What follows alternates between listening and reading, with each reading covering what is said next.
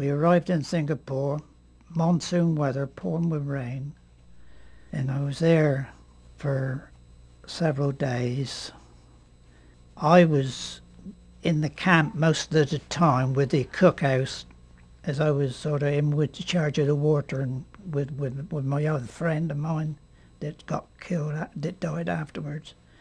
But I also drove one or two of the officers up to the front line during the time with different messages and that, and always had instructions that should anybody get killed, the other one should try and get to where we were going, and it was called Wimpo.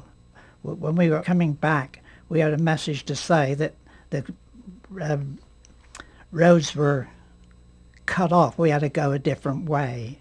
With that, I managed to get back to the camp, and then for quite a long time we could hear the bombing and, you know, shells and what have you. But then after a few, well, it wasn't long really before we had the message we had to go back. So we started going back to Singapore, and from day to day we went farther into Singapore. After we got over the bridge, we thought we might be all right, but we could hear the Japanese. We could hear the shells coming over at us, and we could hear all their messages and that. I could hear them quite plain, so I knew they weren't far away.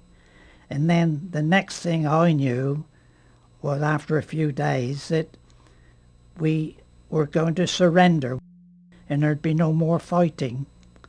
We were sort of told we weren't allowed to talk too much, you know, we weren't allowed to say anything, you know.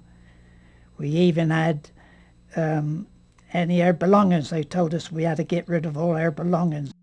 We had to put our rifles in and put them in the one of the rooms there, and that's all I knew. And the next day we had a march to Changi.